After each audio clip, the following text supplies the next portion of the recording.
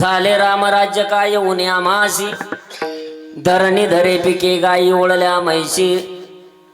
राम वेळोवेळा आम्ही गाऊये, दळिता कांडिता जीविता गे बाई. मुक्त कैवल्य तेजोनिधी भगवान श्री ज्ञानोबराय, जगद्गुरु श्री संत तुकोबराय, शांती ब्रह्मनाथ महाराज, योगीराज सद्गुरु गंगागिरीजी महाराज, गुरुवारे ब्रह्मलीन संत सद्गुरु नारायणगिरीजी महाराज, माझे सद्गुरु महंत गुरुवर्य रामगिरीजी महाराज आदी करून सकल संतांच्या चरणावरती साष्टांग नमन करून सेवेला सुरुवात करूया. कीर्तन निरूपणासाठी आपल्या समोर गायलेला अभंग जगद्गुरु श्री संत तुकोबरायांचा आहे. कशाचं वर्णन करणार आहे तर रामराज्य झालं, आता आम्हाला कशाची कमतरता राहिली नाही. अयोध्यावासियांना जो आनंद झाला प्रभू रामचंद्रजीच्या प्रगट झाल्यानंतर, आज अख्ख्या महाराष्ट्रामध्ये जेवढी कीर्तन आहे सगळ्या कीर्तनकार महाराजांना आज दंडक आहे. सप्ताहाचा जरी पहिला दिवस असला, पहिल्या दिवशी नाम पर प्रकरणातील अभंग घेऊन नामाचं चिंतन करावं असं जरी दंडक असेल, पण आज प्रभू रामचंद्रजीचा प्रगट दिन आहे आणि नवमी आहे महाराज, आणि म्हणून प्रभू रामचंद्रजीचंच चिंतन आपल्याला या ठिकाणी करावं लागणार आहे. जगद्गुरु श्री संत तुकोबरायांचा एक अभंग सेवेसाठी निवडलेला आहे. तुकोबरायांचाच अभंग सेवेसाठी का? कारण जगद्गुरु श्री संत तुकाराम महाराजांचे अभंग म्हणजे तुकोबरायांना आलेली अनुभूती आहे. अनुभूती अनुभवातून आलेला आहे.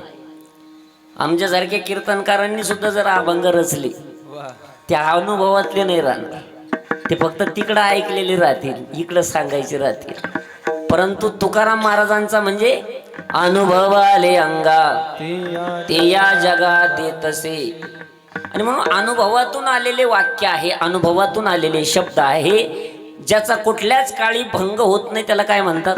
अभंग.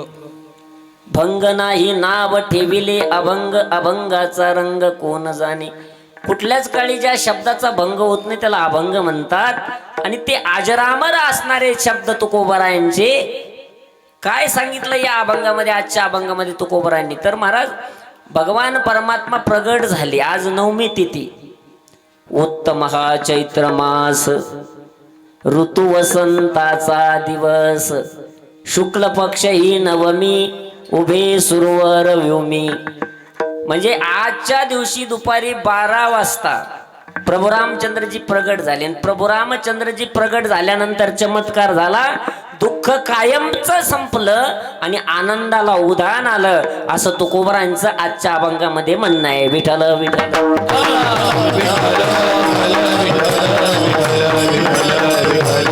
प्रभू रामचंद्रजी या मृत्यू लोकामध्ये आले ना, आनंदाला महाराज भरती आली. आनंदी आनंद सगळीकडे झालं, रामराज्य झालं. आता आम्हाला काय कमतरता राहणार आहे, आता आम्हाला काय ऊन राहणार आहे. धरणीमध्ये पिकानं जोम धरलेला आहे, गाई म्हशी दुपटीनं दूध द्यायला लागलेले आहे, सगळीकडे भरभराटी झालेली आहे. म्हणून वेळोवेळी आम्ही त्या प्रभू रामचंद्रजीचं चिंतन करणार आहोत. दळताना चिंतन, कांडताना चिंतन, भोजन करताना सुद्धा चिंतनच करणार आहोत. कारण स्वप्नामध्ये सुद्धा दुःख आम्हाला आता स्पर्श करू शकत नाही. आणि गर्भवासाची सुद्धा येरझार या प्रभू रामचंद्रजीच्या आगमनानं संपुष्टात येणार आहे, असं जगद्गुरु तुकाराम महाराजांचं आजच्या अभंगामध्ये म्हणणं आहे. विठ्ठल विठ्ठल.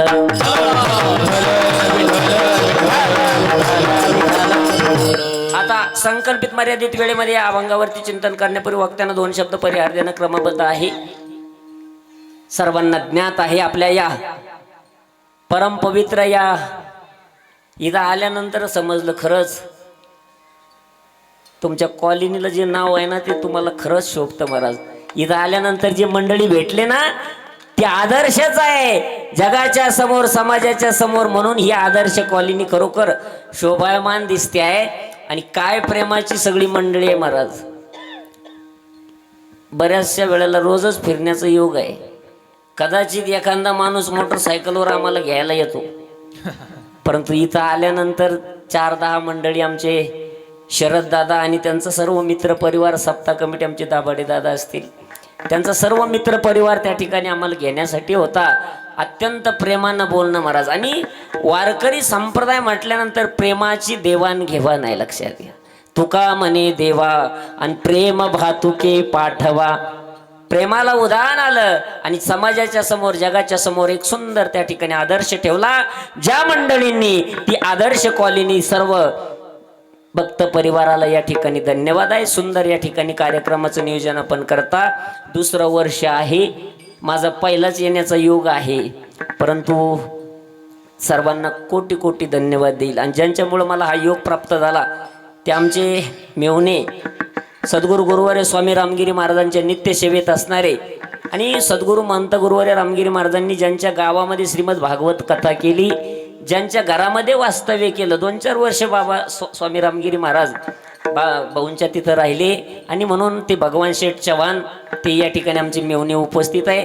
त्यांच्या माध्यमातून शरद भाऊंनी फोन केला. आता शरद भाऊंचा परिवार म्हणजे जुने नातेसंबंध आमचे. त्यांचे वडील रुस्तुम पाटील शिंदे, त्याचबरोबर त्यांचे बंधू सर्जेराव पाटील शिंदे, शिंदे परिवार हा तसा खूप महाराज म्हणजे देशाच्या धर्माच्या आणि देवादिकांच्या सेवेतला परिवार आहे. त्यामधलेच सूरजदादा असेल, सागरदादा असेल, त्याचबरोबर आज शरद भाऊ, सगळी मंडळी या ठिकाणी परमार्थ क्षेत्रामध्ये सक्रिय आहे आणि म्हणून त्यांना मनपूर्वक धन्यवाद आहे. मला आता इथं जवळच आमचे साडू भाऊ वरतीलच्या कॉलनीमध्ये आहे, मंगेश पाटील हुरुळे म्हणून जवळच आहे. मला वाटायचं आमचे साडू एकटेच आहे, पण आता निश्चित खात्रीनं सांगू शकतो की त्यांचा सर्व मित्र परिवार याच ठिकाणी आहे. विठ्ठल विठ्ठल. त्याचबरोबर आमचे दुसरे मेहुणे आमचे संदीप पाटील मुठे, तेही या ठिकाणी आपल्या शेजारीच आहे. जवळजवळ सगळी मंडळी आता परिचित या ठिकाणी आहे आणि म्हणून सर्वांना मनपूर्वक धन्यवाद आहे. कार्यक्रमासाठी आवर्जून खूप दूरवरून त्या ठिकाणी खटाणे साहेब या ठिकाणी उपस्थित झाले की जे स्वामी रामगिरी महाराजांच्या आणि आपल्या बेटाच्या छत्रछायेखाली बेटाच्या परमार्थामधले असणारा हा परिवार आहे. खटाणे साहेब असतील, त्यांच्या धर्मपत्नी राधाताई खटाणे असतील, ते दोघं कीर्तन ऐकण्यासाठी एवढ्या दूरवरून या ठिकाणी आले. त्यांना सुद्धा धन्यवाद आहे. आमच्या चोपदार महाराजांना, माऊली महाराजांना द्यावे तेवढे धन्यवाद थोडे महाराज, कारण ही सेवा कोणी स्वीकारत नाही, लक्षात घ्या. एवढे मोठे जॉबला असताना सुद्धा ही सेवा स्वीकारली महाराज. याचा अर्थ अभिमान गळून गेलेला आहे, मीपणा जिरून गेलेला आहे आणि म्हणूनच आम्हाला काय मिळवायचं बरं परमार्थामधून. मी तुपन जाऊ दे दोरी, मी तुपन जाऊ दे दो दिन दिन दिन मी तुपन जाऊ दे दोरी,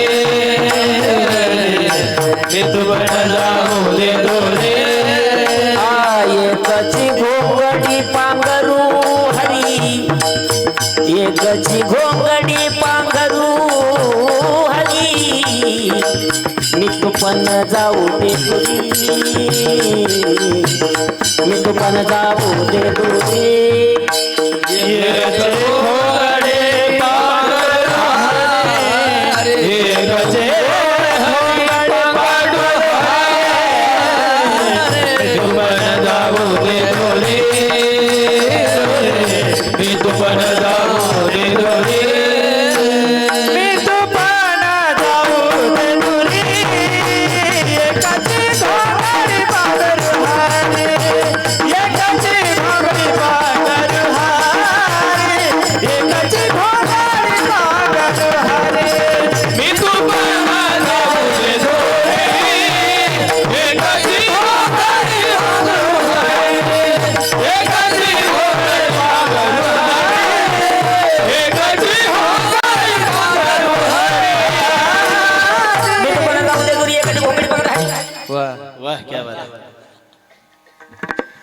मी तू पण जाऊ दे दुरी, एकची घोंगडी पांघरू हरी. याचा अर्थ काय हो? याचा अर्थ आहे भगवान परमात्मा आणि मी एकच आहे, पण अनावधानानं माझ्या वाट्याला दुःख आलं. परमात्मा राहिला सुखरूप आणि माझ्या वाट्याला आलं दुःख. नको त्या गोष्टीचा मी संग केला आणि म्हणून ते दुःख माझ्या वाट्याला आलेलं आहे. आता मी पणा जाऊ दे, तू पणा जाऊ दे आणि भगवान परमात्म्याचंच मी स्वरूप आहे. याचाच अर्थ अहम ब्रह्मास्मी तत्वमसी आयमात्मा ब्रह्म प्रज्ञानाम ब्रह्म. मीच ते ब्रह्म आहे, मीच ते ब्रह्माचं स्वरूप आहे. अशी अनुभूती येणं म्हणजे मी तू पण गेलं पाहिजे. याच्यासाठी परमार्थ आहे. मी पणा गेला पाहिजे, तू पणा गेला पाहिजे. आणि समस्त ही वासुदेव ऐसा प्रचिती रसाचा ओतला भावो. मनोनी बघता माझी मीरावो ज्ञानी आतोची. हे सगळं विश्व म्हणजे भगवान परमात्म्याने निर्माण केलेलं आहे. हे त्याचं घर आहे. काही दिवस मला या ठिकाणी राहण्यासाठी मोहलत दिली, चान्स दिलेला आहे. त्याचा मी विचार केला पाहिजे. आणि म्हणून हे भगवान परमात्म्यानं निर्माण केलेलं माझं स्वरूप म्हणजे त्या भगवंताचं स्वरूप आहे. ही अवस्था प्राप्त होणं म्हणजे परमार्थाचा कळस आहे. विठ्ठल विठ्ठल याच्यासाठी कीर्तन ऐकायचं, याच्यासाठी कथा ऐकायची, याच्यासाठी नामचिंतनामध्ये राहायचं. वारकरी संप्रदायाची साधना असलेलं जे महत्वाचं साधन सांगितलं कीर्तन, त्या कीर्तनाला आपण या ठिकाणी उपस्थित आहात. बघा, वेगवेगळ्या युगामध्ये वेगवेगळे साधन सांगितले. कृतये ध्यायतो विष्णू त्रेतायाम जायते मखी द्वापारे परिचर्याना कलियुग हरी कीर्तनात. या कलियुगामध्ये साधन सांगितलं, कारण कलियुगामध्ये बाकीचे जे साधन आहे ना ते त्या ठिकाणी फळ देणारे नाही. नाम संकीर्तन साधन पैसा पे, नाम संकीर्तन साधन पैसा पे, नाम संकीर्तन साधन पैसा पे, नाम संकीर्तन साधन पैसा पे. जळतील पापे जन्मांतरीचे, जळतील पापे जन्मांतरीचे, नरकी साया संसार वरदाया, नरकी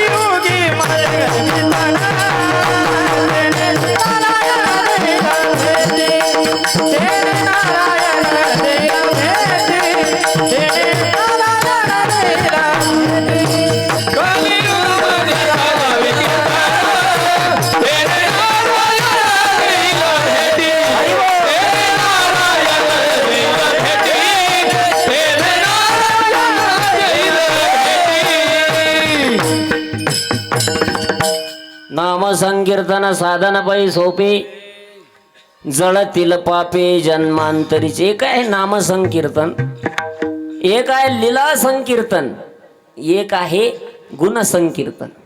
कीर्तनाचे प्रकार आहे. भगवंताच्या गुणाचा अनुवाद करायचा, भगवान परमात्म्याने केलेले ज्या लीला आहेत त्या सांगायच्या. पण त्या कधी लीला संकीर्तन कधी ऐकायला भेटन तुम्हाला? परमपूजनीय हरिशरणगिरी बाबांच्या मुखातून लीला संकीर्तन भगवान कृष्ण कन्हैयाने केलेली लीला. एक आहे नामसंकीर्तन साधन सोपं सांगितलं महाराज, कारण दुसरे जे साधन आहे ते या मृत्यू लोकामध्ये फल देणारे नाही. अवघ्या वाटा झाल्याशी न, अवघ्या वाटा झाल्याशी न, अवघ्या वाटा झाल्याशी न, अवघ्या वाटा झाल्याशी न. कलिन घडे साधन, कलिन घडे साधन,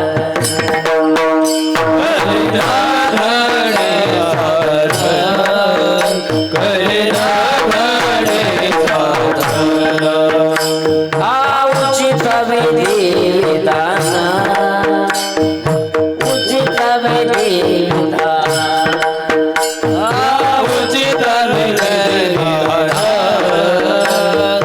उचित विधिविधान.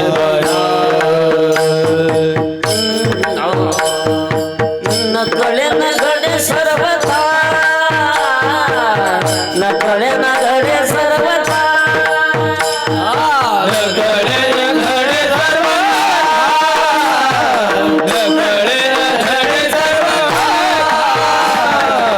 नकळे ना घडे सर्वथा, नकळे ना घडे सर्वथा,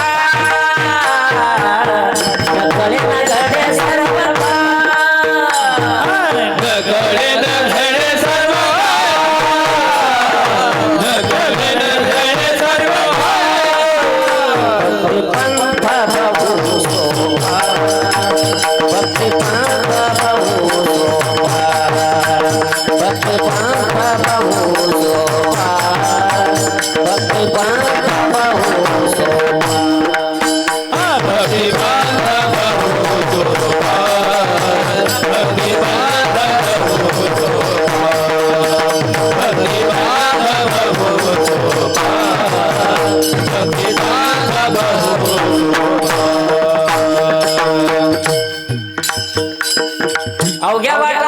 अशी नकली न घडे साधन उचित विधी विधान न कळे न घडे सर्वथा.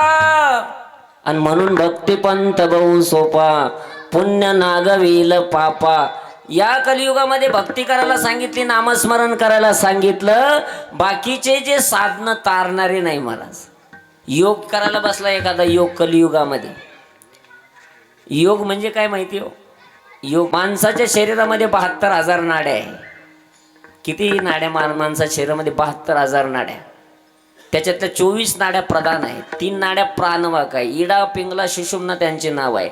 डाव्या बाजूने इडा वाहते, उजव्या बाजूने पिंगला वाहते, मेरुदंडातून सुषुम्ना नाडी वाहते. या नाकानं श्वास घ्यायचा, या नाकानं सोडायचा, या नाकानं घ्यायचा, या नाकानं सोडायचा. अशा पद्धतीनं त्या ठिकाणी प्राणायाम करत राहिलं तर त्या प्राणायामामध्ये घर्षण निर्माण होतं, उष्णता निर्माण होते. सुप्त अवस्थेमध्ये लपून बसलेली कुंडलिनी शक्ती त्या ठिकाणी महाराज जागृत होते आणि षडचक्राचं भेदन करत करत ब्रह्मरंध्रामध्ये प्रवेश करते. त्या योग्याला लागते समाधी. याला म्हणायचं योग साधना. पण योग साधना करायला बसले अनेक लोक. योग जर चुकला तर मोठा आजार होऊ शकतो, नाही तर माणूस मरू शकतो. कलियुगामध्ये ते सोपं नाही. योग याग विधी येणे नोयसी. योग याग विधी येणे नोयसी. योग याग विधी येणे नोयसी. योग याग विधी येणे नोयसी.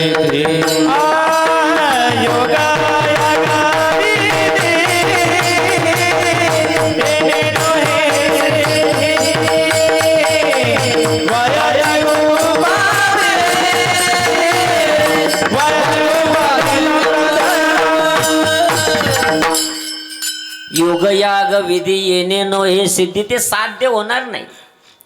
मग कलियुगामध्ये काय साधन सांगितलं? नामस्मरणाचं साधन सांगितलं, भक्तीचं साधन सांगितलं महाराज. आणि ते साधू संतांनी तुम्हाला आम्हाला सांगितलेलं आहे. या कलियुगामध्ये भक्ती केली, नामस्मरण केलं, ते तारक ठरणार आहे. याचंच उदाहरण ज्यांचे आज भगवान परमात्मा प्रगट झाले, प्रभू रामचंद्रजी प्रगट झाले. पण प्रभू रामचंद्रजीला प्रगट होण्याच्याही अगोदर प्रभू रामचंद्रजीचं सगळं भविष्य ज्यांनी लिहून ठेवलं ते कोण? प्रभू रामचंद्रजी येण्याच्या अगोदर सुद्धा लिहून ठेवलं काय करायला पाहिजे, इथं आल्यानंतर काय करावं, काय करू नये. काय त्या महात्म्याचं नाव? बोलिले वाल्मिकी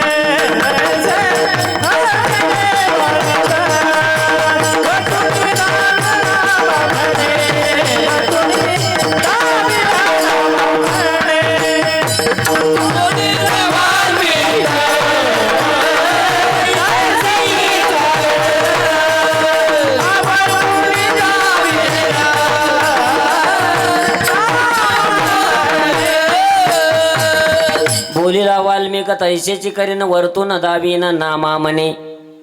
वाल्मिक ऋषी त्यांचं नाव. आता हे वाल्मिक ऋषी यांची थोडा बायोडाटा जर काढला तर काय बरं पाहिलं? वाल्मिक ऋषींचा बायोडाटा जर काढला तर काय आहे?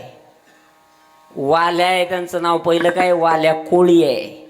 रस्त्यानं जाणारे माणसं अडवायचे, एक माणूस मारायचा. त्याच्याकडे थोडं जरी धनद्रव्य असलं, गावात जाऊन बोभाटा करू नये म्हणून त्याला लगेच संपून टाकायचं. एक माणूस मारला की एक खडा घ्यायचा आणि राजनात टाकायचा. असे 7 राजनं ज्याचे भरलेले आहे. किती मोठं पाप झालं ते. आपला अख्खा संभाजीनगर जिल्हा जरी एकत्रित आला तर एवढं पाप करीन का? परंतु एवढे 7 राजनं पापाचे भरले तरी देखील त्या ठिकाणी काय झालं? पश्चाताप झाला आणि श्रीराम श्रीराम राम राम राम राम जप केला. त्या जपाचा परिणाम असा झाला, नामे तिन्ही लोक उद्धरती. नामे तिन्ही लोक उद्धरती. नामे तिन्ही लोक उद्धरती. नामे तिन्ही लोक उद्धरती. पुराण प्रसिद्ध बोलिले वाल्मिक. नामे तिन्ही लोक उद्धरती. पुराण प्रसिद्ध बोलिले वाल्मिक. नामे तिन्ही लोक उद्धरती.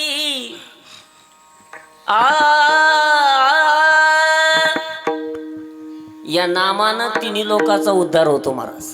हे कोण सांगतं? वाल्मिक ऋषीनं सांगितलं का? वाल्या कोळी वाल्मिक झाला, वाल्या कोळी वाल्मिक झाला, वाल्या कोळी वाल्मिक झाला, वाल्या कोळी वाल्मिक झाला. भक्त जनाचा उद्धार केलाय, भक्त जनाचा उद्धार केला. वाल्या कोळी वाल्मिक झाला, वाल्या कोळी वाल्मिक झाला. वाल्या कोळी वाल्मिक झाला, भक्तजनाचा उद्धार केला. काय केलं या वाल्या कोळ्यानं? नामस्मरण केलं. कलियुगामध्ये नामस्मरण श्रेष्ठ आहे. आदर्श ठेवला जगाच्या समोर की नामे तरला नाही कोण, ऐसा द्यावाजी निवडून.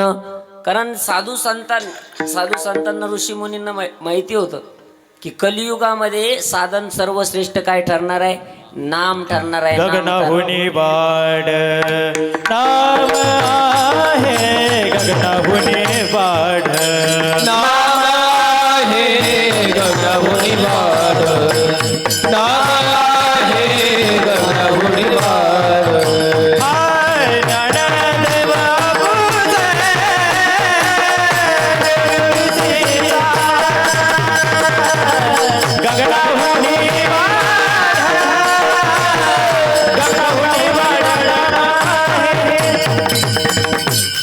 ज्ञान नाम आहे महाराज. आणि ते नाम तारक आहे हे साधू संतांनी सांगितलं. रामनामाचा जप करून परिणाम काय झाला? फायदा काय मिळाला? महाराज रामायण लिहिलं. कधी माहिती? कधी बरं? राम जन्माला आल्यावर नाही. मग प्रभू रामचंद्रजीचे पिताजी दशरथांचे वडील अजराजाचे आजोबा, त्यांच्या आजोबाच्या आजोबा जन्माला आलेले नव्हते तेव्हाच वाल्या कोळ्यानं रामायण लिहून ठेवलं. आणि असं लिहून ठेवलं, बोलीला वाल्मिक तैसेची करीन वर्तून दावीन नामा म्हणे. जसं लिहून ठेवलं तसंच भगवान परमात्म्याला वागावं लागलं. ही ताकद कोणामुळे निर्माण झाली? तर ही नामामुळे निर्माण झाली. विठ्ठल विठ्ठल.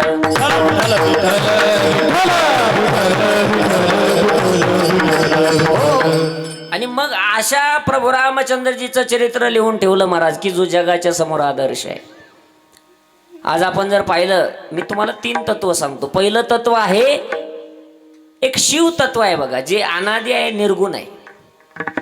बघा, निर्गुण निराकार एक ब्रह्मतत्व आहे.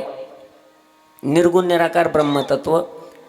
त्या निर्गुण निराकार ब्रह्मतत्वाच्या पायथ्याशी काही तत्व अनादि आहे. त्याच्यामध्ये एक शिव तत्व अनादि आहे. एखाद्याला विचारलं महादेवाच्या वडिलाचं नाव काय, सांगता येईल का? महादेवाच्या वडिलाचं नाव सांगता येईल? नाही सांगता येणार. का?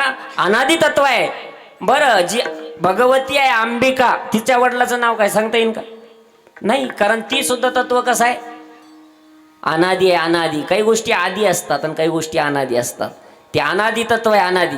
आपण म्हणत नाही का, अनादि निर्गुण प्रगटली भवानी, अनादि निर्गुण प्रगटली भवानी, ओ महिषासुर मर्दना लाडोरी, विघ्ननामाची गरवया धाडरी.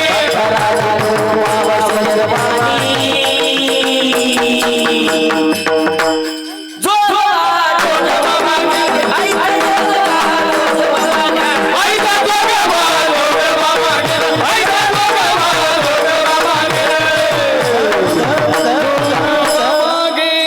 अनादि तत्व म्हणजे अंबिका भगवती आहे. एक शिव तत्व अनादि आहे आणि एक ब्रह्मतत्व आहे महाराज. आता या मायेनं काय केलं? या ब्रह्मतत्वाशी सलगी केली बरं का, ओळख पाळख केली मायेनं ब्रह्मतत्वाशी. ब्रह्मतत्व आणि माया यांच्या संयोगातून जो निर्माण झाला तो परमात्मा आहे. त्याला कोणी ईश्वर म्हणतं, त्याला कोणी देव म्हणतं, कोणी भगवंत म्हणतं, कोणी गॉड म्हणतं. तोच आहे. माया आणि ब्रह्मतत्व यांच्या संयोगातून निर्माण झाला तो भगवान परमात्मा. माझ्या मनाचं नाही. ऐका, पती जन्मला माझे उदरी, मी झाले तयाची नवरी. ही माया तत्व आहे. ब्रह्मतत्वाशी सलगी करून त्या ठिकाणी भगवान परमात्म्याची निर्मिती झाली. भगवान परमात्मा नावा रूपाला आला. अगोदर कसा होता? रंग नाही, रूप नाही, नाही वर्ण छाया, निराकार निर्गुण तुची रघुराया. नव्हता काळा गोरा खुजाना ठेंगना, स्वरूप सुंदर ना आंधळा देखना. कैशी जीव शिवता याशी भावना, पंचभौतिक नेने पंच प्राणा हो. आणि मग रूप धरिले सगुण चांगले, रूप धरिले सगुण चांगले, रूप धरिले सगुण चांगले, रूप धरिले सगुण चांगले. रूप धरिले सगुण चांगले, रूप धरिले सगुण चांगले, रूप धरिले सगुण चांगले, रूप धरिले सगुण चांगले. काळा गोरा उंदना टेकना,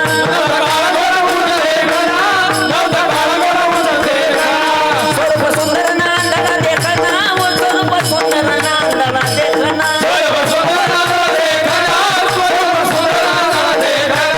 कैसी दिवस शिवतयासी भावना, कैसी दिवस शिवतयासी भावना.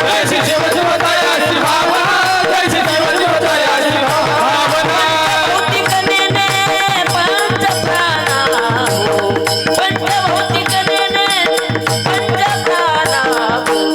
रूप धरिले सगुण चांगले, रूप धरिले सगुण चांगले, धरिले सगुण चांगले, रूप धरिले सगुण चांगले, रूप धरिले सगुण चांगले, रूप धरिले सगुण चांगले, रूप धरिले सगुण चांगले, रूप धरिले सगुण चांगले. लक्षात आलं तुमच्या? निर्गुण निराकार होतं ते ब्रह्मतत्व सगुण साकार झालं. एक आहे शिवतत्व, एक आहे रामतत्व आणि एक आहे कृष्ण तत्व. आता शिवतत्वाची आराधना जर केली, आता शिवतत्व काय दाखवतं बरं? काय देतं शिवतत्व आपल्याला? एक लोटा जल सारी समस्या का हल. का म्हणतात माहिती आहे? काय देतं शिवतत्व? कल्याणकारक तत्व आहे शिवतत्व. अनादी काळाचं कल्याण करून एका जन्माचं नाही हो, अनादी काळाचं. आपल्या किती फेऱ्या झाल्या इथं. दुरून आलो मेगा दुःख झाले दारुण, यावया यथवरी होते ह्याची कारण. फिरत फिरत फिरत फिरत आलो की नाही? किती येरझाऱ्या झाल्या. आणि म्हणून अनादी काळाचं कल्याण करून घ्यायचं असेल तर शिवतत्वाची आराधना करावी. ते शिवतत्व म्हणजे कल्याणकारक आहे. एक आहे कृष्ण तत्व. कृष्ण तत्व आकर्षण करणार आहे. कृष्ण तत्व काय करतं? आकर्षण. कृष्ण या शब्दाचा अर्थ काळा. एक अर्थ काय? काळा. कृष्ण म्हणजे काय? आपण म्हणत नाही का तो कसा आहे? कृष्णवर्णीय आहे, म्हणजे काळ्या रंगाचा आहे. डायरेक्ट काळं म्हणल्यानं राग येईन ना, म्हणून कृष्णवर्णीय आहे. याचा अर्थ आकर्षण. कृष्ण म्हणजे काळा आणि काळा रंग आकर्षक आहे, आकर्षण करणार आहे. लक्षात घ्या. डॉक्टर मंडळी सांगतात उन्हाळ्यामध्ये कसे कपडे घातले पाहिजे. हां, कसे घातले पाहिजे? तुम्ही म्हणशान सांग, तुला काय आला बोले सांग. उन्हाळ्यात कसे कपडे घातले पाहिजे? पांढरे घातले पाहिजे. का? कारण त्या ठिकाणी ऊन कमी लागतं. आणि जर काळे घातले तर काय होईल? ऊन जास्त लागेल. मग ऊन जास्त का लागलं काळ्या कपड्यांनी? त्याचं कारण आहे काळ्या रंगानं उन्हाला आकर्षण करून घेतलं. तसंच आहे कृष्ण तत्व आकर्षण करणार आहे. आणि म्हणून तर हरिले माझे चित्त भारवित भारवित भारवित विसरले. हरिले माझे चित्त, माझ्या चित्ताचं हरण केलं. गवळणी भगवान परमात्म्याला पाहण्याच्या उद्देशानं रोज जायच्या गारानं घेऊन. निमित्त नसलं तरी काहीतरी घेऊन जायच्या गारानं. का? त्या कृष्ण कन्हैयाला पाहता यावं. डोळे भरून त्याला एकदा पाहिलं की काहीतरी निमित्त जायच्या गारानं सांगायचं. याने माझे कवाड उघडिले, याने माझे शिंके तोडिले, दया दुधाते बक्षिले ओलांडिले ताकाते. तळवे तळ हात टेकीत डाव्या गुडघ्याने रांगत, रंगणे रंगनाथ तोम्या देखील रंगणे रंगनाथ तोम्या देखील.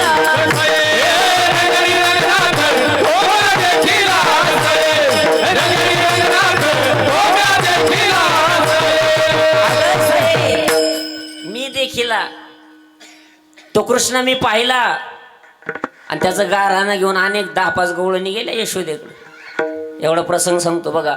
यशोदेकडे गेल्या आणि यशोदेला म्हणले, यशोदे बाहेर ये, तुझ्या कृष्णानं असं केलं, तुझ्या कृष्णानं तसं केलं. यशोदा म्हणली, गज बसा, माझ्या घरी का दही दूध का कमी आहे का? माझ्या कृष्णाला काय कमी गेलं तुमच्या घरी येऊन चोऱ्या करायला?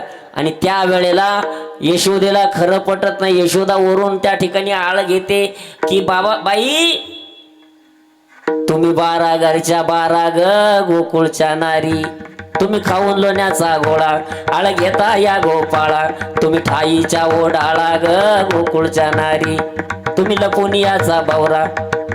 असा आळ घेतला गवळणींचं ऐकूनच घेतलं नाही. आणि गेल्या पाठी मग गवळणी वैतागली. यशोदा गेली मध्ये निघून, गवळणी वैतागल्या ना त्या, काही ऐकून घेत नाही. गारानं घेऊन गेल्या तसं ऐकूनच घेतलं नाही यशोदेनं. चालल्या राग. तेवढ्यात एक म्हातारी होती रस्त्यानं चाललेली, जखड म्हातारी. ती म्हातारी म्हणते, का ग कोण आहे ग, कुठं गेलत्या ग, कायला गेलत्या गण, कमून गेलत्या ग? म्हातारी माणसाचं काय काम राहतं? कुठं गेलत्या गण, कशाला गेलत्या गण, कायला गेलत्या ग?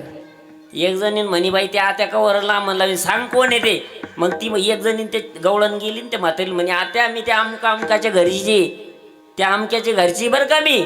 ती म्हातारी म्हणे, पहिली का मागूनची ग? तेवढ्यात म्हातारी म्हणली, कुठं गेलते? म्हणे, गेलते कृष्णाची खोड्या सांगायला. ऐकलं का यशोदेनं? ऐकत नाही यशोदा. का ऐकत नाही? माझ्यासारखीचा त्या ठिकाणी काही अनुभव होऊन जायचा ना. मला अनुभव आहे भांडणाचा. तुम्हाला काय अनुभव का आजच्या पोरींना? मला अनुभव आहे भांडायला. आमच्या तिकडे एका मावशीला अनुभव आहे भांडायचा. सकाळी भांडायला लागली, 11 वाजेपासून तर 5 वाजेपर्यंत भांडत होती, पण एकच शिवी डबल येऊन दिली नाही. मी म्हणलं, कोणता कोर्स आहे? ती म्हणे, डबल डिप्लोमा. लक्षात आलं, अनुभव पाहिजे. माझा अनुभव घेऊन जा भांडण्यासाठी. काय झालं, यशोदेला त्या म्हातारीनं सांगितलं, कान भरणी केली गवळणीची. जा यशोदेला म्हणा, जे ज्याचं ऐकत नाही ते त्याचं नाही. यशोदेचा रंग कसा आहे? गोरा. नंदबाबाचा कसा आहे? गोरा. आणि कृष्णाचा कसा आहे? काळा. जा गेल्या गवळण, यशोदे ये बाहेर. का ग पुन्हा आल्या का तुम्ही? यशोदे, जे ज्याचं ऐकत नाही ते त्याचं नाही. तुझा रंग कसा आहे? गोरा. नंदबाबाचा कसा आहे? गोरा. आणि कृष्णाचा कसा आहे? काळा. बसली नाही यशोदा रडत. शब्द लागला ना अंतकरणाला, जे ज्याचं ऐकत नाही ते त्याचं नाही. रडत बसली महाराज. कृष्ण कन्हैया आल्या, मैया मैया क्या हो गया मैया? तेवढ्यामध्ये सांगितलं, अरे मेल्या बोलू नको माझ्याशी, तू माझा नाही. काय बोलते आई? नंदबाबाचा रंग कसा आहे? म्हणे गोरा. माझा रंग कसा आहे? गोरा. आणि तुझा कसा आहे? काळा. तू माझा नाही, जा. तेवढ्यात कृष्णानं यशोदामाईचे डोळे पुसले, सांगितलं, लई भोळी माझी माय ग. अगं आई, तुला माहिती का, मी ज्या वेळेला जन्माला आलो त्यावेळेला उजेड होता का? अंधार. मग काळ्या कुट्ट अंधारामध्ये मी जन्माला आलो. माझं अंग होतं ओलं आणि काळा कुट्ट अंधार माझ्या अंगाला चिकटला आणि मी झालो काळो. यशोदा म्हणते, हरे बाबडे ये रे इकडे बघ. पण थोड्या वेळाने यशोदा म्हणते, का हा कधी जन्माला आला हे मला माहिती नाही, आणि याला कसं काय माहिती? कृष्ण कन्हैया म्हणले, तू माहितीये, तुझा बाप माहितीये, तुझ्या बापाचा बाप माहितीये. असा भगवान परमात्मा जो आहे तो आकर्षण करणार आहे. आमच्या मीराबाईच्या जीवनाचं आकर्षण नाही केलं का कृष्णानं? मीराबाईनं वरात पाहिली, वरात. आणि वरात पाहिल्यानंतर त्या ठिकाणी काय गाई, कशाची गर्दी आहे? मिरे वरात आहे. वरात म्हणजे काय आहे? नवरदेव नवरीची असते वरात. कुठे आहे नवरदेव? तो काय घोड्यावर बसला नवरदेव? मीराबाईनं एक मार्मिक प्रश्न विचारला, आई माझा नवरदेव कुठे आहे? एक दिली कृष्ण कन्हैयाची मूर्ती हातामध्ये मूर्ती दिल्यानंतर त्या ठिकाणी हा तुझा नवरदेव आहे. मीराबाईनं तन मन धन अर्पण केलं. दरवाजा आतून बंद करून घेतला. पग घंगर बांधू मीरा नाची रे. भगवान परमात्म्याच्या समोर नाचावं, भगवंताचा शृंगार करावा आणि सर्वस्व अर्पण केलं त्या भगवान परमात्म्याला. मीराबाईचं एक ब्रीद वाक्य ठरलेलं आहे, हे आँख वो जो शाम का दर्शन किया करे, है शीश वो जो प्रभु चरण में वंदन किया करे, बेकार वो मुख है जो रहे व्यर्थ बातों में, मुख वो है जो हरि नाम का सुमिरन किया करे। हीरे मोती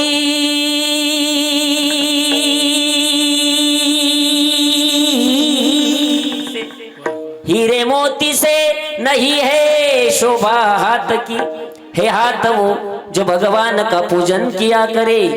मर कर भी अमर नाम है उस जीव का जग में, प्रभु प्रेम में सदा जीवन किया करे। ऐसे लागी लगन, ऐसे लागी लगन, ऐसी लागी लगन, ऐसी लागी लगन, मीरा हो गई मगन, ओ तो गली गली हरि गुन गाने लगी, ऐसी लागी लगन, मीरा हो गई मगन. मीराबाईच्या जीवनाचं आकर्षण केलं भगवान परमात्म्यानं. फायदा काय झाला? भगवान परमात्म्याच्या मूर्तीमध्ये मीराबाई विलीन झाल्या.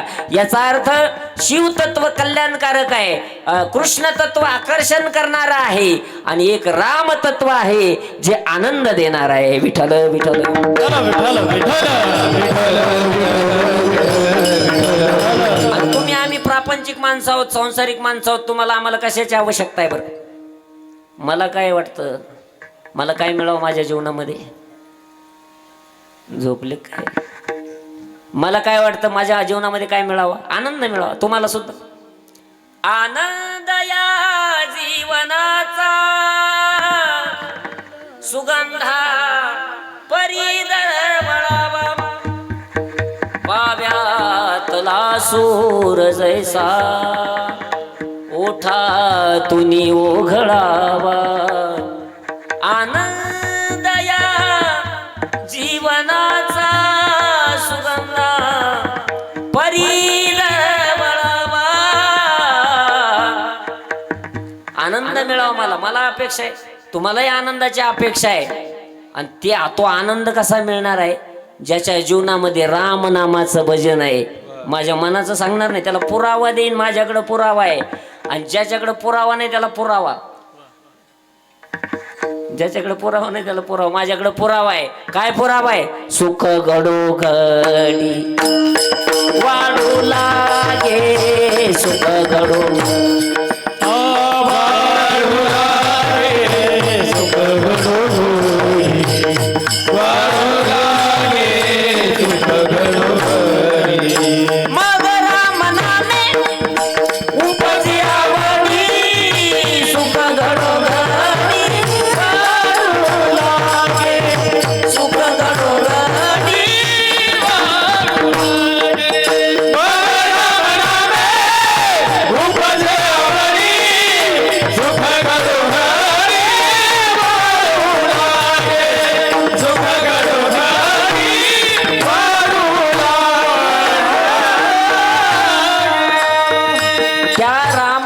विषयी ज्या वेळेला आमच्या जीवनामध्ये आवड निर्माण होईल, क्षणाक्षणाला सुख वाढायला सुरुवात होईल. जोपर्यंत आम्हाला राम नाम आवडतच नाही तोपर्यंत आम्हाला काही सुख भेटणार नाही. पण राम नामाची आवड निर्माण झाली की क्षणाक्षणाला सुख वाढायला लागेल. आणि ते सुख एकत्र आलं की त्याचाच रूपांतर काय कशात होणार आहे? आनंदात होणार आहे. एकदा आनंदात रूपांतर झालं की आनंदाला विरुद्ध अर्थाचा शब्दच नाही महाराज. मग आनंदाच्या लाटा उसळती,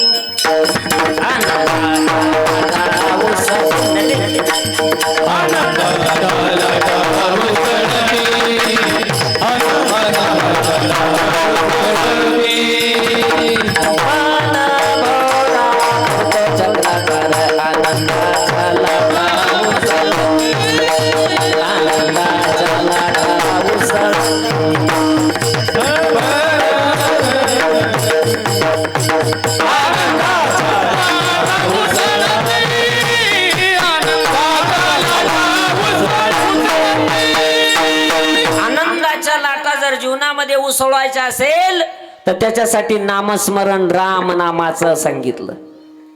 ऐशी जोडी करा, रामकंठी धरा. काय होईल? आनंद वाढेल जीवनामध्ये. असं जे राम तत्व आहे ते तत्व आज प्रगट झालं. निर्गुण निराकार ब्रह्मतत्व सगुण साकार झालं. ते राम म्हणून प्रगट झालं. का राम म्हणून प्रगट झालं? त्याला काही कारण असतात.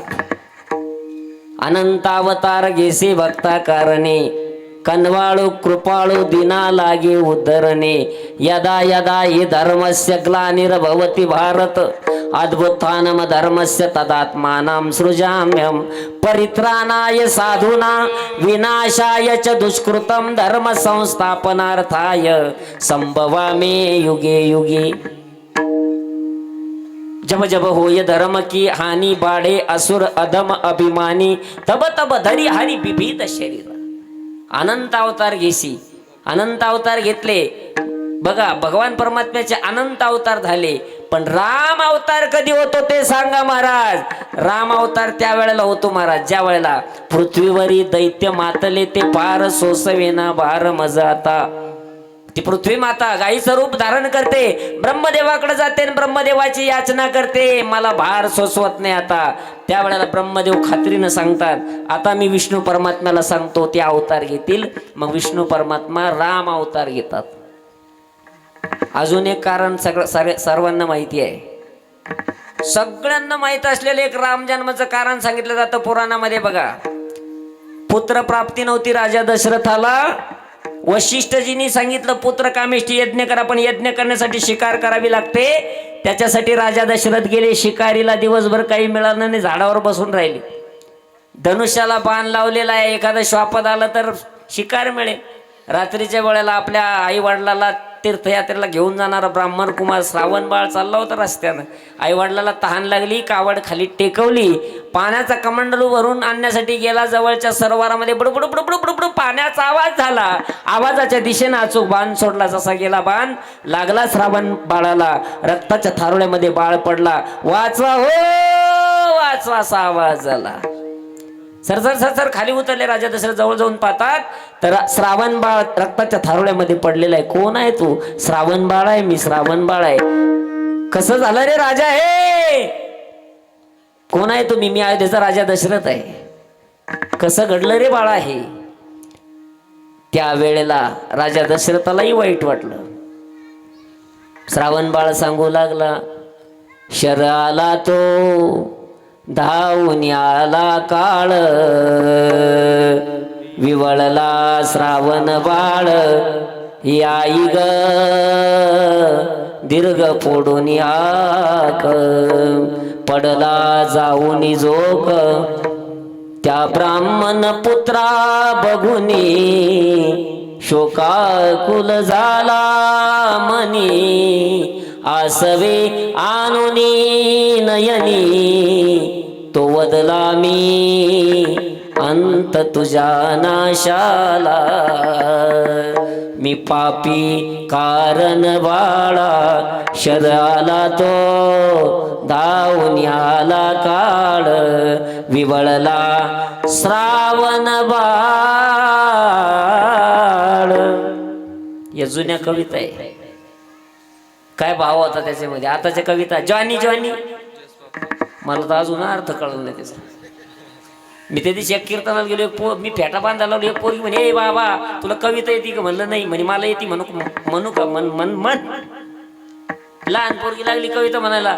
गेले बाई उसाच्या मळ्यात, आणल्या बाई पाकोळ्या धरून, दिल्या बाई नवऱ्याला करून, गेला बाई नवरा मरून, घेते बाई दुसरा. आता या का कविता आहे का? हे जुन्या कविता बघा. ए किती आनंद आनंद रे, किती आनंद आनंद रे, या झोपडीत माझ्या राजा सजे महाली, सौख्य कधी मिळाली, ती सर्व प्राप्त झाली या झोपडीत माझ्या. किती आनंद आनंद रे, किती किती किती किती किती किती किती किती आनंद आनंद रे, या झोपडीत माझ्या. श्रावण बाळाचा त्या ठिकाणी वेध घेतला बाणानं. श्रावण बाळ गेला. म्हाताऱ्या आंधळ्या आईबापानं शाप दिला. हे एक कारण सर्वांना राम जन्माचं माहिती आहे. आंधळ्या आईबापानं काय सांगितलं? आम्ही जसं पुत्र पुत्र करत आम्ही मरत आहोत. राजा वाईट कर्म केलं, एक दिवस असा येईल तुला 4 मुलं असतील, पण तुझ्या अंत समयाला तुझ्याजवळ एकही नसेल. कर्मे दशरथ वियोगे मेला. महाराज हे राम जन्माचं कारण. अजून एक राम जन्माचं कारण सांगितलं जातं. एक जलंधर नावाचा दैत्य आहे आणि एक वृंदा नावाची त्याची स्त्री आहे. जलंधर उन्मत्त झालेला आहे, युद्धामध्ये हरत नाही. देवादिकांना सर्वांना त्यानं त्या ठिकाणी हरवलेला आहे. शरण आले देवता विष्णू परमात्म्याला. जलंधर मरत नाही, तो जर विजयी झाला तर स्वर्गावरती आधिपत्य करतो की काय, अशी अवस्था झालेली आहे. त्यावेळेला विष्णू परमात्म्यानं सांगितलं युद्धाची तयारी करा. जलंधर त्या ठिकाणी युद्धाला गेला.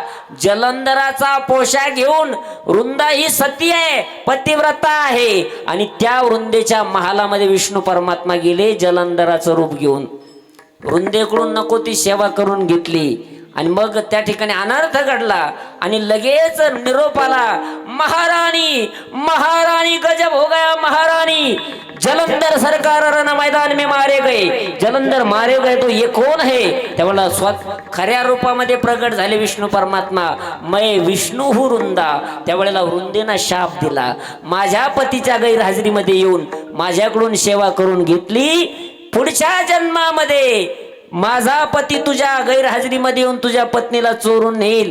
तथाच तू भगवान परमात्म्यानं सांगितलं, एका पतिव्रतेचा शाप खरा करण्यासाठी राम अवतार आहे. विठ्ठल विठ्ठल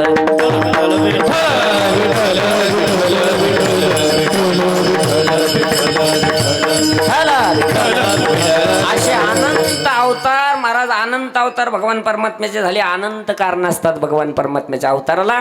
आणि आज दुपारी बरोबर 12 वाजता प्रभू रामचंद्रजी प्रगट झालेले आहे. पुत्रकामेष्टी यज्ञ केला. शृंग ऋषीच्या हातानं पायस प्रसाद निर्माण झाला. यज्ञदेव प्रगट झाले. तिन्ही राण्यांना वाटून दिला, परंतु कैकईचा जो प्रसाद आहे तो पिंडगारीने झडपिला. अंजनीने तो सेविला. अंजनीच्या तपासाठी महारुद्र आले पोटी. आणि मग त्या ठिकाणी कौशल्यनं आपल्या प्रसादातला एक भाग दिला कैकईला. आणि मग त्या ठिकाणी महाराज गरोदर राहिल्या तिन्ही राण्या आणि डोहाळे लागले कौशल्यला. घोड्यावर बसायचं, धनुष्याला बाण लावायचा, दृष्टाचं निर्धारण करायचं, हे डोहाळे त्या ठिकाणी कौशल्या माईला लागले. आणि कौशल्याच्या सेवेमध्ये राहण्याचे डोहाळे कैकईला आणि सुमित्रेला लागले. बरोबर 9मी तिथीचा स्वीकार केला भगवान परमात्म्यानं. देवाच्या समोर सगळे तिथे हजर होते अशा हात जोडून, माझा स्वीकार करा, माझा स्वीकार करा, माझा स्वीकार करा. परंतु 9मी मात्र शांत होती. शांत असलेल्या 9मीचा स्वीकार केला भगवान परमात्म्यानं. कारण भगवान परमात्म्याला तेच आवडतात जे नम्र आहे. नम्र झाला बुता, नम्र झाला बुता, नम्र झाला बुता, नम्र झाला बुता.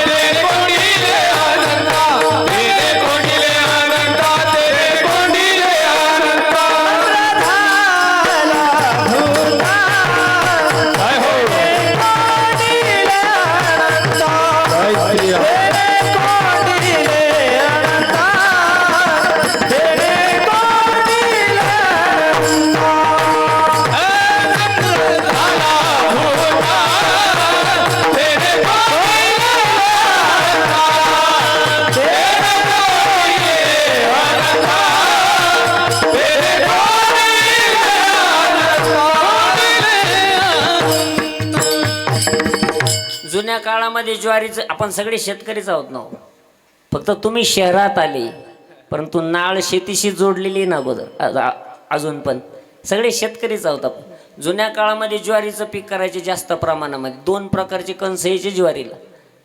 90 कणस सरळ राहायचे, 10 कणस असे खाली वाकलेले असायचे. जुने माणसं काठी टेकीत टेकीत जायचे. आणि कोणते कणस मोडून आणत होते? जे वाकलेले ते बरं आणत होते ते घरात नव्हते ठेवत, मग कुठं टांगत होते? ते मंदिरामध्ये जात होते. ते कंस जे वाकले ते देवापर्यंत गेले, जे सरळ राहिले ते मशीन मध्ये गेले. तसंच आहे ना, तेच गणित इकडं लावायचं. जो नम्र झाला बघा, महापुरामध्ये मोठमोठ्या बाभळी, मोठमोठ्या बोरी वाहून गेल्या. महापुरे झाडे जाती, पण तिथं सुद्धा एक गवत वाचलं. काय नाव त्याचं? लवाळा. लवाळा. ते लवाळे वाचती. लवाळ्याला विचारलं तू वाचला कस काय? त्यानं सांगितलं भो पाणी आलं, मी त्याला लगेच नमस्कार केला. वाचलं ना ते. नम्र झाला भूता तेने कोंडिले अनंता.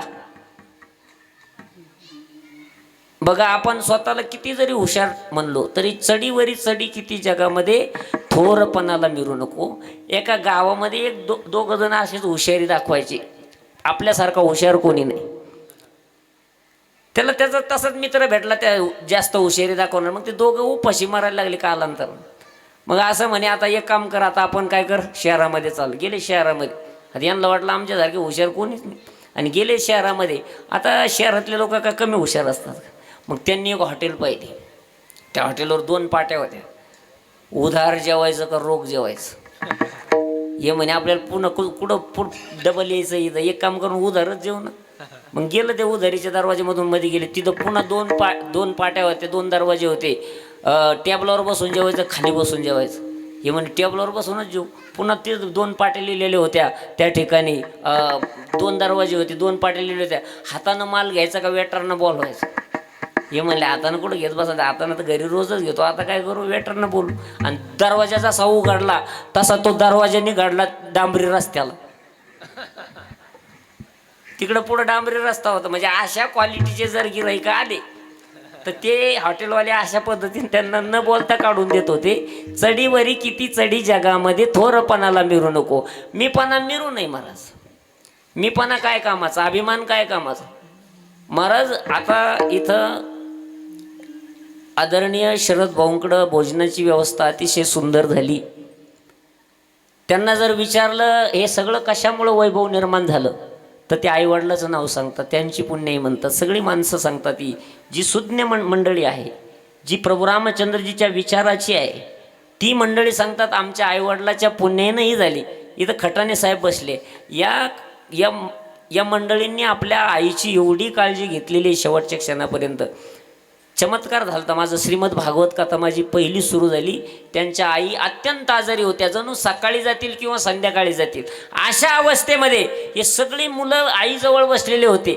आईनं कधीतरी आपल्यावर डोक्यावरून हात फिरवावा, आपल्याला चिमटा घ्यावा, आपल्याला त्या ठिकाणी काहीतरी बोलावं, अशी सर्वांना अवस्था होती, वाटत होतं. पण आई आता काही क्षणावर आलेल्या होत्या. परंतु यांचं श्रीकृष्णावरती, श्रीमद भागवत कथेवरती एवढं प्रेम होतं, या सगळ्या मंडळींनी निश्चय केला. आणि महाराज लगेच 3 दिवसामध्ये कथेचं नियोजन झालं आणि कथा सुरुवात झाली. कथा जरी सुरुवात झाली तर आता म्हातारी संध्याकाळी जातील किंवा सकाळी जाईल अशी परिस्थिती होती. परंतु महाराज चमत्कार झाला. दुसऱ्याच दिवशी आईनं डोळे उघडले. तिसऱ्या दिवशी आईनं श्रीमद भागवत कथा ऐकण्यासाठी मला बाहेर घ्या असं सांगितलं. आईनं सर्व भागवत कथा ऐकली. महाराज एवढं प्रेम या घरच्या मंडळीचं त्या मातोश्रीवरती होतं. म्हणजे त्यांच्या उपकारामुळे आज आपण मोठे आहोत, ही जाण प्रत्येकाच्या अंतकरणामध्ये पाहिजे. नाही तर काही काही ठिकाणी असे लोक भेटतात. महाराज मी एका वास्तुशांतीच्या कीर्तनाला गेलो. तिथं एक जण मला असं भेटलं, महाराज कीर्तनाला शिकताय मी, तर मग त्याला चहा घ्यायला म्हणलं. चल गेलो चहा घ्यायला. त्याला चहाचा काय घेणं, त्याचा बंगला माल दाखायचा. आता गेलो त्याच्याबरोबर, चपला काढल्या पण सुरू झालं. महाराज म्हाताऱ्याच्या काळात काही नव्हतं, वडिलाच्या काळात काही नव्हतं बरं का, हे मी केलं, घर मी बांधलं, जमीन मी घेतली बरं का. म्हाताऱ्याच्या काळात काही नव्हतं, सगळं मी केलं. म्हाताऱ्याच्या काळात काही नव्हतं बरं. माझं गेलं डोकं सरकून. म्हणलं का रे म्हाताऱ्याच्या काळात काहीच नव्हतं, म्हाताऱ्यानं काही नाही केलं. म्हाताऱ्यानं तो टायमाला जर ऑपरेशन करून टाकलं असतं तरी.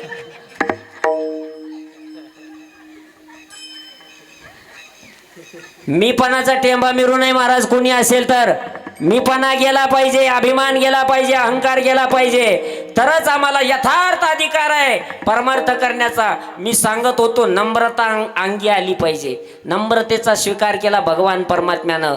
9मी तिथीचा स्वीकार केला आणि 9मी तिथीला दुपारी 12 वाजता प्रभू रामचंद्रजी प्रगट झाले. एकदाशी दावत आली. बधाई हो महाराज, बधाई हो महाराज, कौशल्या माने बेटे को जन्म दिया. राजा दशरथाच्या आनंदाला पारावार नाही. अवध में आनंद भयो, जय बोलो श्री राम की. अवध में आनंद भयो, जय बोलो श्री राम की.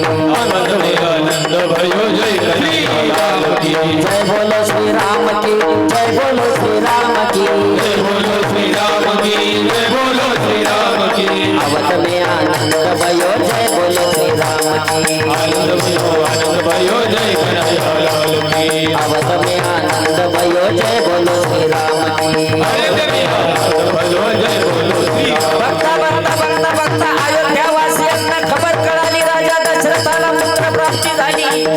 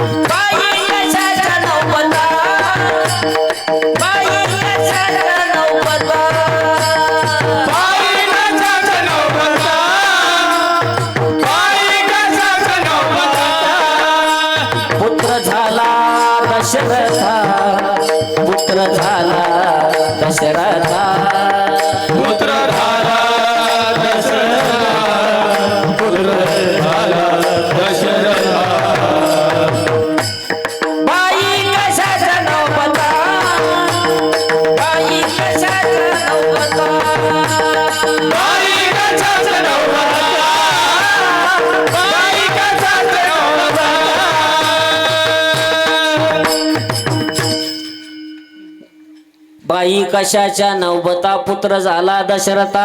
सगळ्या अयोध्यावासियांना आनंद झाला, कारण आनंद देणारं तत्व या मृत्यूलोकामध्ये प्रगट झालं. भई प्रगट कृपाला दीन दयाला कौसल्या हितकारी. प्रगट झाले भगवान परमात्मा. अयोनी संभव प्रगटला राघव.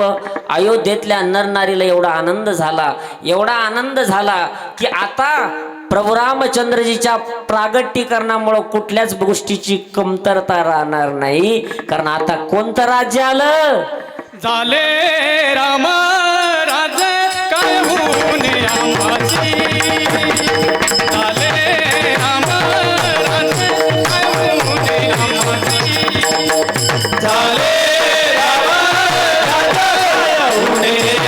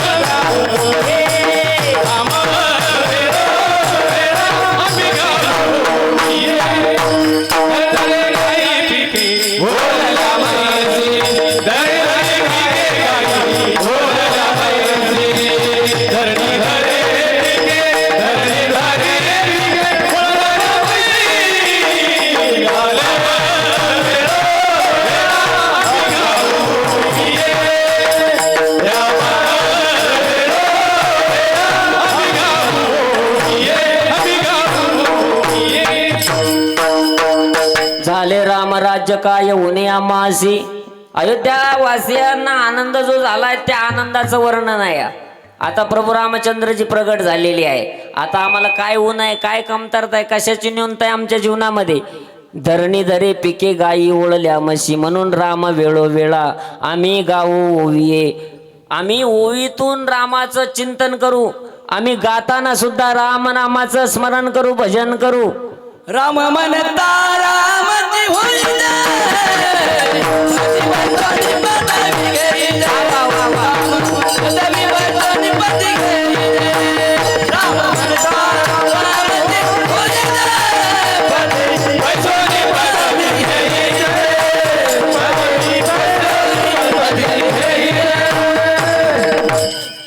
राम म्हणता रामाची होई जे, पदी बैसुनी पदवी घेईजे. राम म्हणता रामाची होईजे, पदी बैसोनी पदवी घेईजे. तो श्रीराम आता प्रगट झालेला आहे. आता आम्हाला कुठल्याही प्रकारची कमतरता राहणार नाही. आणि ज्यावेळेला भगवान परमात्मा प्रगट झाले, अयोध्यावासियांना तर आनंद झालाच बराच, सज्जनाला आनंद झाला, पण रावणासारख्याला दुःख झालं ना. का? कारण रावणाचा काळ जन्मला महाराज. भगवान परमात्मा प्रगट झाले, अयोध्यावासियांना आनंद झाला. आणि पिवळ्या रंगाचे कपडे, लखनजी एक जणाचं नाव ठेवलं लक्ष्मण, एकाचं श्रीराम म्हणजे आनंद देणारं तत्व, एकाचं भरत, एकाचं शत्रुघ्न, असे नामकरण विधी झाला. प्रभू रामचंद्रजी या पायामध्ये पैंजण घातलेले आहे, पिवळ्या रंगाचे कपडे घातलेले आहे, जागी घातलेले आहे. आणि प्रभूनं आता त्या ठिकाणी आपला एक हात टेकून उभं राहण्याचा प्रयत्न केलेला आहे. एक एक पाऊल प्रभू रामचंद्रजी पुढं टाकू लागलेले आहे. कौसल्या माईला आनंद झाला, कारण आईला जास्त आनंद होतो बाळानं पाऊल पुढं टाकलं. सगळ्यात जास्त आनंद कोणाला होतो? झोपल्या काय लागलं, वाकडं तिकडं पोरग चालायला लागलं की आईला आनंद होतो महाराज. कौसल्यामाई त्या ठिकाणी कौतुक पाहते प्रभू रामचंद्रजीचं. पायामध्ये पैंजण घातलेले आहे, पिवळ्या रंगाचे कपडे घातलेले आहे.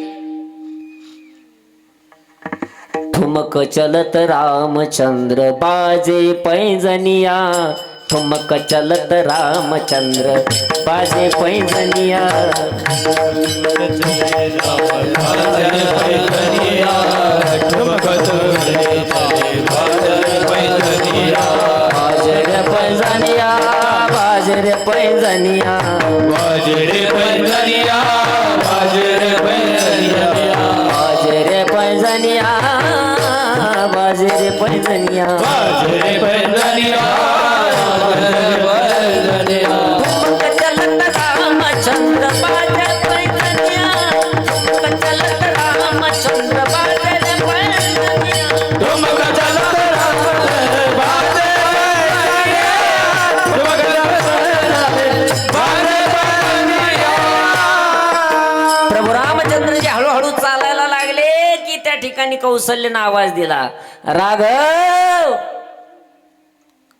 यशोदा माईना कौशल्या माईनं आवाज दिला की भगवान परमात्म्यानं येऊन कंबर पकडावी कौशल्याची आणि दशरथानं आवाज दिला राघव प्रभू रामचंद्रजीनं लांब पळून जावं का बरं राजा दशरथाचं प्रेम नाही का श्रीरामावरती कौशल्याचं प्रेम आहे राजा दशरथाचं प्रेम नाही का श्रीरामावरती मग दूर का पळतात प्रभू रामचंद्रजी तर इथं तत्व असं शिकवतंय की राजा दशरथ ज्ञान आहे आणि कौशल्य प्रेम आहे प्रभू रामचंद्रजी ज्ञानापासून दूर आहे आणि प्रेमाच्या जवळ आहे प्रेमाच्या सान्निध्यात आहे शबरीनं काय दिलं हो श्रीरामाला भिल्ल कुळामध्ये जन्माला आलेली शबरी माता शबरीनं काय दिलं श्रीरामाला प्रेम दिलं फक्त प्रेम न मानी उचिष्टात्वा थोडी तुका म्हणे भक्ती पुढे ऐका महिमा आवडीची बोरे खाये भिल्लनीची थोर प्रेमाचा केला काय दिलं शबरीनं फक्त चिंतन केलं साधूची सेवा केली सेवा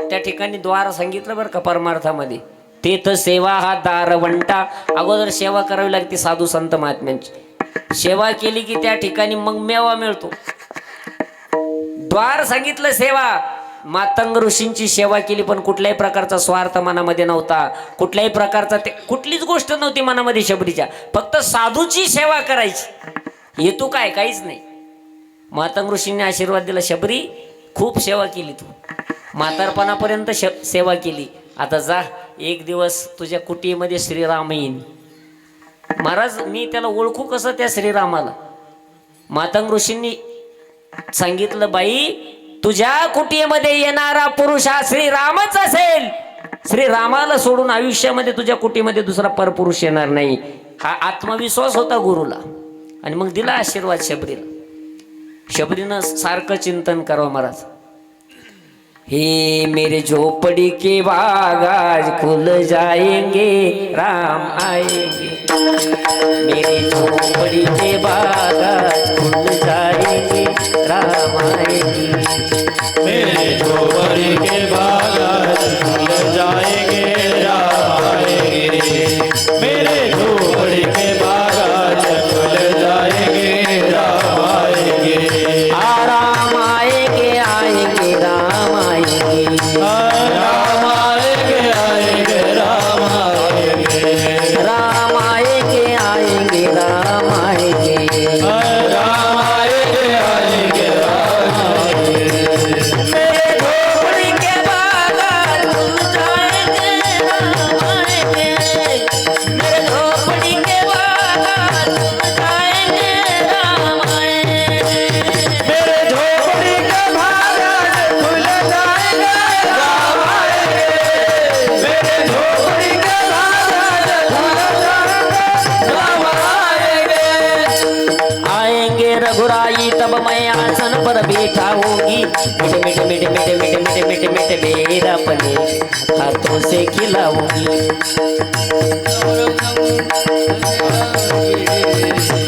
आएंगे रघुराई तब मैं आसन पर बैठा होगी मीठे मीठे मीठे मीठे मीठे मीठे मीठे मीठे बेर अपने हाथों से खिलाऊंगी साथ में लखन जी का दर्शन होगा शबरी की कुटिया का पावन होगा जब मेरे आने का पावन होगा शबरी की कुटिया का पावन होगा वनात जावं करावं, शबरीनं अरण्यात जावं, त्या ठिकाणी बोरं गोळा करून आणावे, पानचट असलं तर फेकून द्यावं, किडलेलं असलं तर फेकून द्यावं, तुरट असलं तर फेकून द्यावं, गोड असलं तर अर्ध करंडलेलं बोर देवासाठी जपून ठेवावं. हे प्रेम आहे प्रभू रामचंद्रजीवरती. आणि महाराज असं रोज नित्यनेमानं सडा सामर्जन करायच्या, फुलांच्या रांगोळ्या घालायच्या. कालांतरानं तर साधना अशी वाढत गेली. शबरी विचार करू लागली, न जाणे मी आंघोळीला गेले, प्रभू रामचंद्रजी येऊन गेले माझ्या कुटीत, तर मग आंघोळ बंद करून टाकली, ब्रश करणं बंद करून टाकलं. मी जर ब्रश करायला गेले आणि तिकडं जर प्रभू रामचंद्रजी येऊन गेले तर काय करायचं? सगळं अवस्था बदलत गेली शबरीची महाराज. आणि शबरीनं सारखं चिंतन केलं श्रीरामाचं, सारखं चिंतन केलं. परिणामी चिंतने चिंतने तद्रूपता. आपले जुने घरं होते, जुने घरं, त्या जुन्या घराला एक कुंभारीन माशीचं घर असायचं, मातीचं. बघितलं कोणी? त्या मातीच्या घरामध्ये ती कुंभारीन माशी अंड पिलू काही देत नव्हती, पण हिरव्या आळ्या पकडून आणून ठेवायची आणि कोंडून टाकायची त्या आळीला. जाता येता काय करायची? त्या आळीला डंख मारायची. डंख मारला काय आळीच्या मनात भीती निर्माण व्हायची, आता येईल मला चावा घेईल, आता येईल मला चावा घेईल, माझं कसं होणार, माझं कसं होणार, माझं कसं होणार. सारखं चिंतन करायची ती आळी त्या कुंभारीन माशीचं. 15 दिवस, 20 दिवस, 21व्या दिवशी चिंतन एवढं वाढलं, तिची अवस्थाच बदलून गेली महाराज. आता ती आळी राहिली नाही, आता त्या आळीलाच पंख फुटले आणि ती कुंभारीन माशी तयार झाली. कशामुळं? चिंतने चिंतने तद्रूपता. हीच अवस्था त्या ठिकाणी शबरीची झाली महाराज. मला एक जणांना प्रश्न विचारला, म्हणे महाराज शबरीनं देवाची वाट कशी पाहिली, शबरीनं रामाची वाट कशी पाहिली? काय सांगावं त्याला मी आता? शबरीनं रामाची वाट कशी पाहिली? त्याला म्हणलं, हे बघ मी तुझ्या समोर 10 अंक म्हणून दाखवणार आहे. 1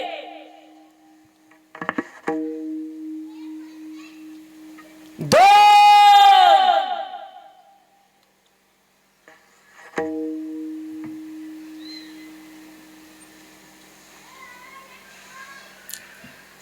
त्याला म्हणलं अशी वाट पाहिली. आता तुम्ही जशी इमानदारीनं सांगा, आता जशी तुम्ही तिनाची पाहिली तशी शबरीनं आयुष्यभर श्रीरामाची पाहिली. विठ्ठल विठ्ठल. तत्व श्रीराम प्रभू आहे ते प्रभू रामचंद्रजी प्रगट झाल्यानंतर अयोध्यावासियांना आनंद झाला. लहानचे मोठे श्रीराम प्रभू होऊ लागले. आता भगवान परमात्म्याची अलौकिक ती लीला आहे. प्रभू रामचंद्रजी 15 वर्षाचे झाल्यानंतर विश्वामित्रजी त्या ठिकाणी घेण्यासाठी आले. राम लक्ष्मणाला श्रीरामाला आणि लक्ष्मणाला यज्ञाच्या रक्षणासाठी बळजबरीनं घेऊन गेले विश्वामित्रजी. राजा दशरथाचा आत्तीजीव आहे, म्हणून माझ्या श्रीरामाला लखनजीला नेऊ नका, माझा प्राण घ्या, माझं काळीज मागा महाराज, पण माझ्या श्रीरामाला आणि लक्ष्मणाला नेऊ नका. त्यावेळेला दंड हातामध्ये घेतला त्या म्हाताऱ्यानं, म्हणजे विश्वामित्रजीनं. कमंडलू हातामध्ये घेतला, ताड दिशी उभं राहिलं. पांढरी शुभ्र दाढी आहे. देऊ नको राजा, मुलं देऊ नको, पण मला विश्वामित्र म्हणतात. जरा पाठीमागं पहा. तुझ्याच राज्यामध्ये जन्माला आलेल्या, तुझ्याच वंशामध्ये जन्माला आलेल्या हरिश्चंद्र राजाला विचार, हा विश्वामित्र कसा आहे. मग वशिष्ठजी घाबरले, देऊन टाकायला लावले. श्रीराम प्रभू आणि लखनजी दिले. एका बाणामध्ये त्राटिकेचा वध केला. मारीचीला बिगर टोकाच्या बाणावरती 400 योजन दूर पाठवलं आणि सुबाऊचा वध केला प्रभूनं. यज्ञ सफल झाला. अनेक दिव्य शक्ती विश्वामित्रजीनं प्रभू रामचंद्रजीला आणि लखनजीला दिल्या.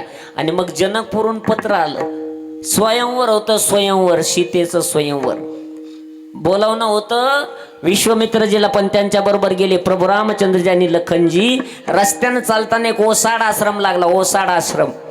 आश्रम कोणाचा होता? अहिल्येचा होता. अहिल्य आणि गौतम ऋषीचा तो आश्रम होता. अहिल्येकडून चूक झाली, तिला पती आणि परपुरुषाच्या मध्ये फरक कळाला नाही, म्हणून गौतमानं शाप दिला होता, शिळा होऊन पडशील.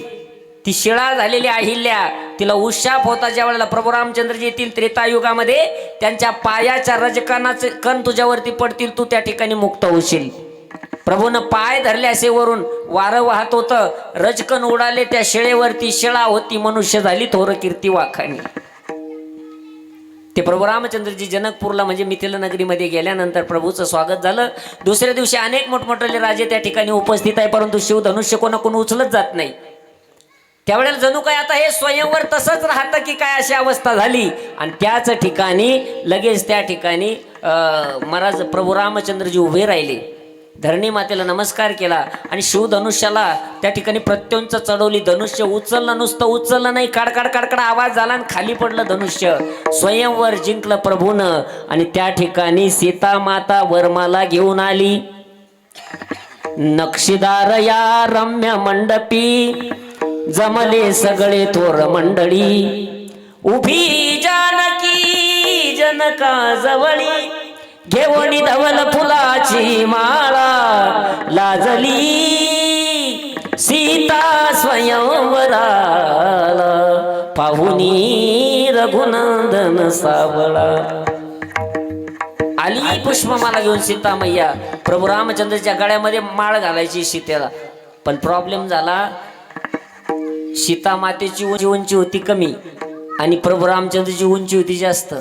हे समजलं लक्ष्मणाला. लक्ष्मणानं प्रभू रामचंद्रच्या कानामध्ये सांगितलं, दादा जरा खाली वाका ना. प्रभू रामचंद्रजीनं राग पाहिलं लक्ष्मणाकडे. अरे तुला काही कळतं का, आज पहिला दिवस आहे ना, आणि पहिला दिवस आणि वाकलो तर आयुष्यभर वाकावंच लागेल. कोणाच्या समोर? मंडळीच्या समोर वाकावंच लागेल की नाही. आणि वाकावंच लागत. तुम्ही तरी काय सांगा, काय एखादं कोणी एखादं गिऱ्हाईक बायकोचं ऐकत नाही असं, त्यांचा लगेच सत्कार करू ना आपण इथं. म्हणजे माझ्याकडे पाहू नका, आमची तीच परिस्थिती राहते. आता प्रभू रामचंद्रजी खाली वाकत नाही. त्यावेळेला लक्ष्मणानं डोकं चालवलं. लक्ष्मणजी प्रभू रामचंद्रच्या पायावरती वाकली आणि लक्ष्मण खाली वाकल्यानंतर लक्ष्मणाला उचलायला गेले प्रभू. लक्ष्मणानं खालून सांगितलं, भाभी आता घ्या चान्स मारून. जमलं की नाही. झालं स्वयंवर. विवाह सोहळा पार पडला. प्रभूचा संसार झाला महाराज. एक भरताला मांडवी, लक्ष्मणजीला उर्मिला आणि शत्रुघ्नजींना सुतकीर्ती दिली. चौघी बहिणी दिल्या चौघांना आणि सुंदर संसार सुरू झाला. पण कालांतरानं आनंदाच्या संसारामध्ये विरजन पडलं 2 वरानं. एका वरानं भरताला राज्य, एका वरानं 14 वर्षाचा वनवास श्रीरामाला मागून घेतला कैकईनं. प्रभू रामचंद्रजी वनवासाला निघाले. वनवासाला निघताना सीता मातेची त्या ठिकाणी परवानगी घ्यायला गेले, कारण संन्यास घेताना धर्मपत्नीची परवानगी घ्यावी लागते. घर सोडून जाताना वानप्रस्थ आश्रम स्वीकारताना सुद्धा काय पाहिजे? धर्मपत्नीची परवानगी लागते. परवानगी घ्यायला गेली. सीते 14 वर्ष आता निघून जातील, येतो बर का. त्यावेळेला सीता मातेच्या मुखातले उद्गार आहे, स्वामी जशी सावली बाजूला जाऊ शकत नाही तसा माझा निरोप घेता तुम्ही. निरोप कसला माझा घेता, जिथे राघव तेथे सीता. माझा निरोप घेता. जिथं राघव आहे तिथं सीता आहे. सीता माता सुद्धा बरोबर निघाल्या. वनामध्ये प्रतिकूल अनुकूल परिस्थितीचा विचार नाही. राम तत्व आनंददायक कसं आहे, ज्या वेळेला राज्य कारभार करतय त्याही वेळेला तोच आनंद आहे, आणि ज्या वेळेला वनामध्ये जातात त्याही वेळेला तोच आनंद आहे. हे राम तत्व आम्हाला शिकवतं. लक्षात घ्या. 1 कोटी रुपये आपल्या नावावर असल्यावर तर कोणाला बी आयुष मजा करता येईल, पण ज्या दिवशी आपल्या खिशात रुपया सुद्धा नाही, पैसा नाहीये, 10 रुपये सुद्धा तुमच्याकडे नाहीये, त्या दिवशी सुद्धा तुम्हाला त्याच तोला मोलाचं जीवन ज्या दिवशी जगता येईल त्याला म्हणतात खरं तत्व. मग तुम्हाला जीवन कळालं. सुख दुःख समान सकळ जीवाचा कृपाळ, ज्ञानाचा उद्बोध भक्ती प्रेमाचा कल्लोळ, धन्य जगी तोची एक हरिरंगी नाचे, रामकृष्ण वासुदेव सदा स्मरेवाचे. असा आनंद देणारं तत्व म्हणजे रामतत्व आहे. ते प्रभू रामचंद्र जे आज या ठिकाणी प्रगट झाले. नामदेव महाराज सांगतात, झाले रामराज्य काय उन्हे आमाशी, धरणी दरे पिके गायी ओळल्या म्हशी, म्हणून राम वेळो वेळा आम्ही गाऊ ओविये दळिता कांडिता, जेविता गे बाई विठो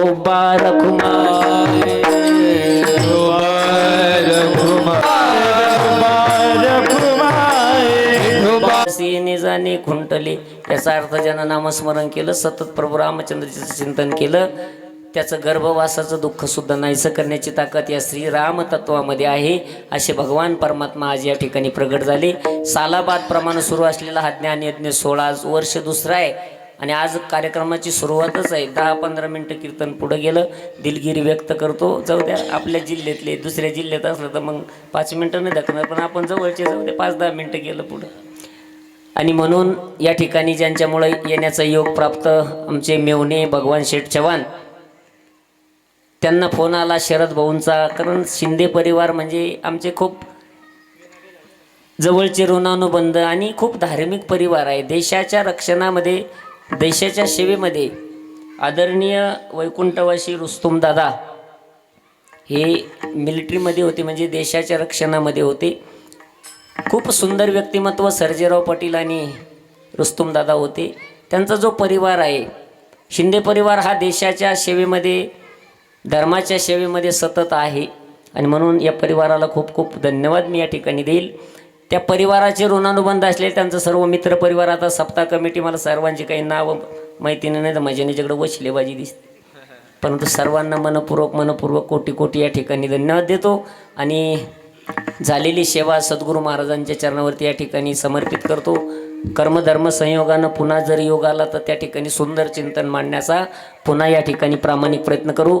या ठिकाणी गोड अशी साऊंड सिस्टीम आहे आमच्या सोनवणे पाटलाची, त्यांना धन्यवाद आहे.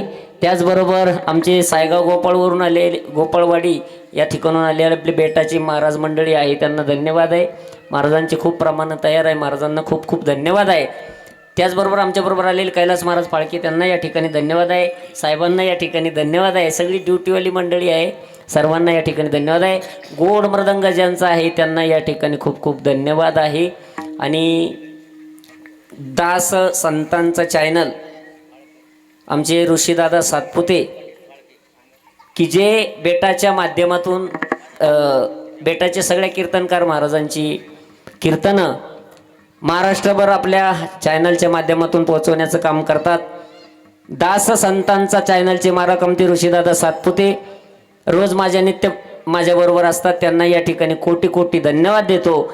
की आता हे सकाळपासून आमचं तिसरं कीर्तन आहे, ते 3 तास मी जर इतका उभा आहे ते तितकेच 3 दुने 6 तास उभं झालं की नाही व्यक्तिमत्व, 6 तास उभं ते सुद्धा राहिलेले आहे, म्हणून त्यांना या ठिकाणी धन्यवाद आहे.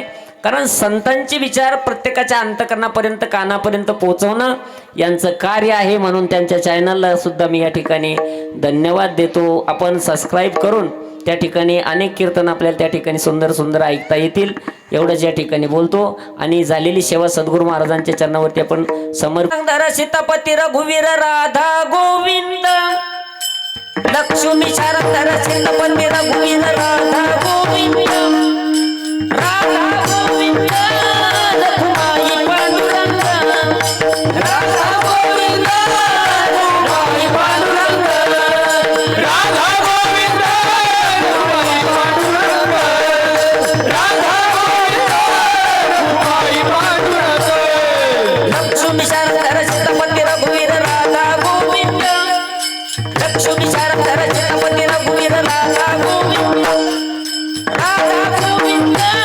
रघुमाई पांडुरंग, राधा गोविंद रघुमाई पांडुरंग, राधा गोविंद रघुमाई पांडुरंग, राधा गोविंद रघुमाई पांडुरंग, रघुमाई पांडुरंग, रघुमाई पांडुरंग, रघुमाई पांडुरंग, रघुमाई पांडुरंग, लक्ष्मी शारदा सीतापती रघुवीर राधा गोविंद, लक्ष्मी शारदा सीतापती रघुवीर राधा गोविंद, राधा गोविंद रघुमाई पांडुरंग, राधा गोविंद रघुमाई पांडुरंग, राधा गोविंद रघुमाई पांडुरंग, राधा गोविंद रघुमाई पांडुरंग. अतिशय गोड समर्पक भजन केलं सर्वांनी खूप गोड भजन केलं.